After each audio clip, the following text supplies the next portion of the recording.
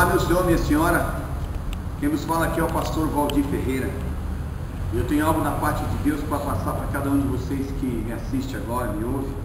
Algo da parte de Deus. Eu quero até falar um pouquinho como se fosse um estudo. Quero mandar um recado para algumas pessoas, alguns irmãos, que têm seus costumes dentro da palavra de Deus, e alguns têm os seus ideais de buscarem a Deus, né? Uns de um jeito, outros de outro, mas tem que haver um respeito até com cada fé, com a fé de cada um que expressam a sua fé.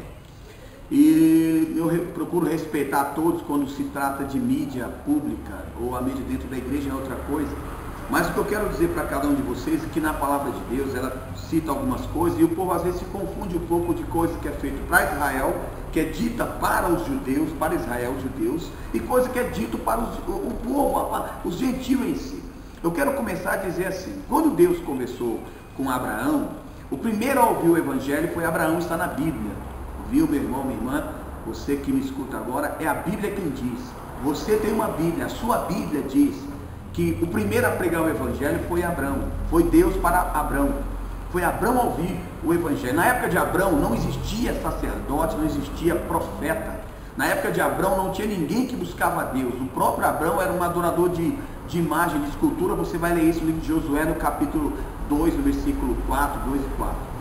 Você vai ver isso no capítulo 24.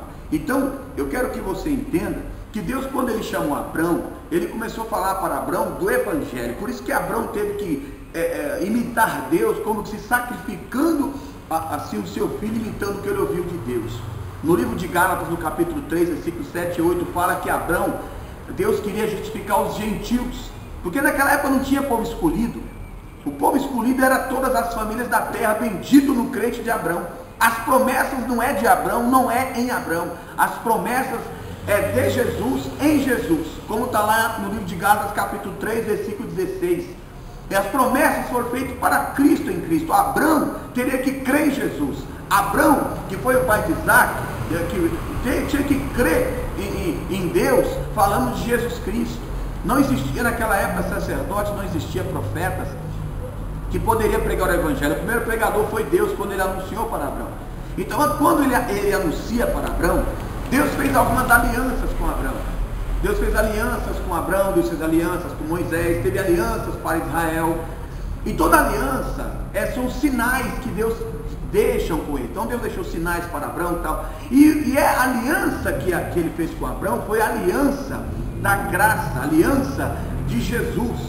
A aliança que está em Jesus Cristo.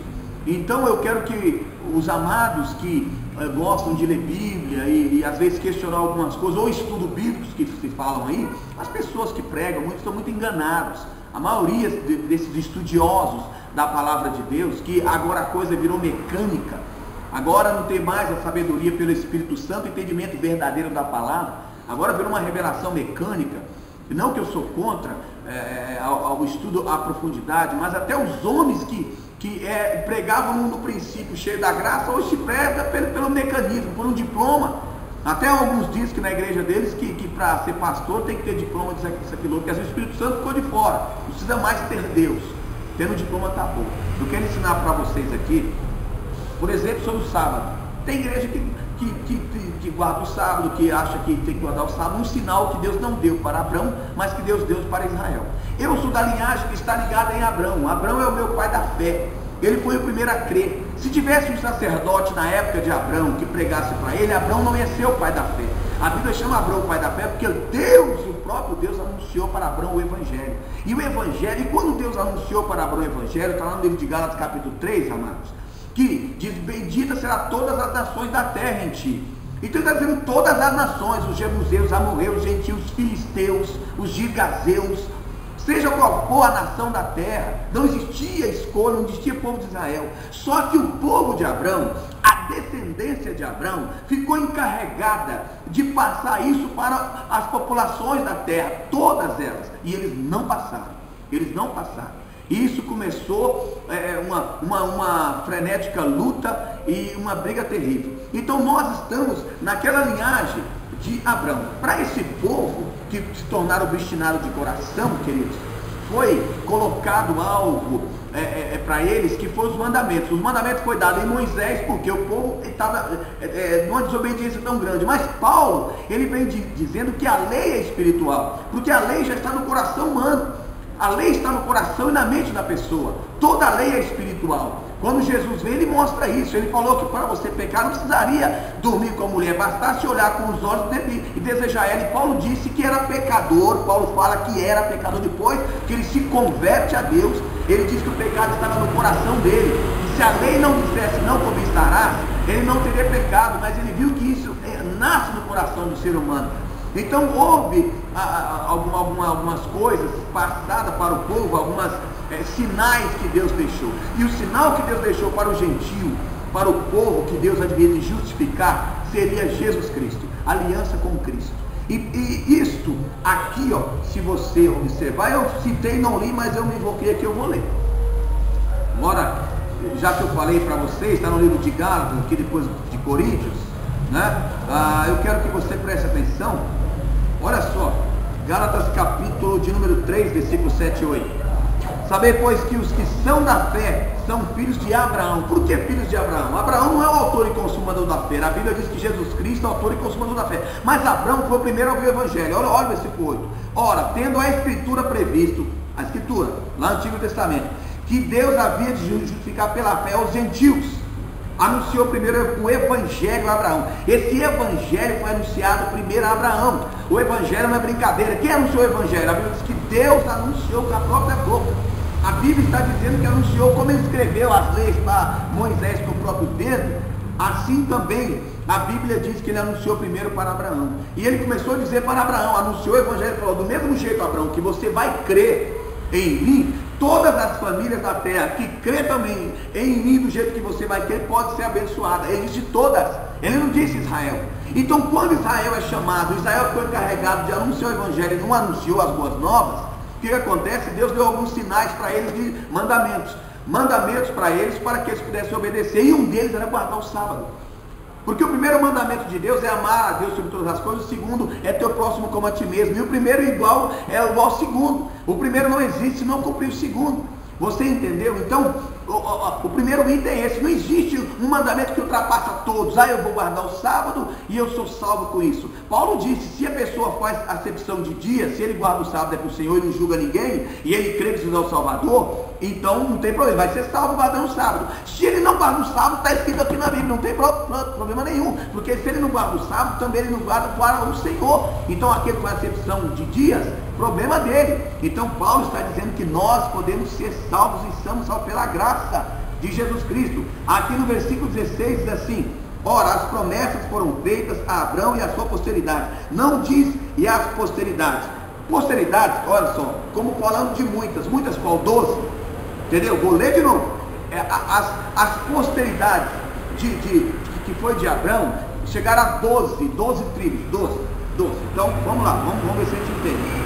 Ora, as promessas foram feitas a Abraão e a sua posteridade. Posteridade singular, única.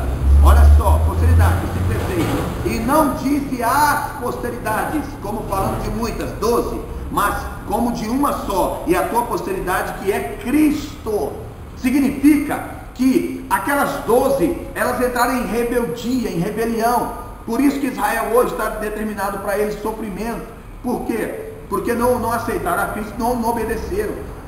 Eu quero que você entenda, em nome de Jesus, eu não estou te julgando.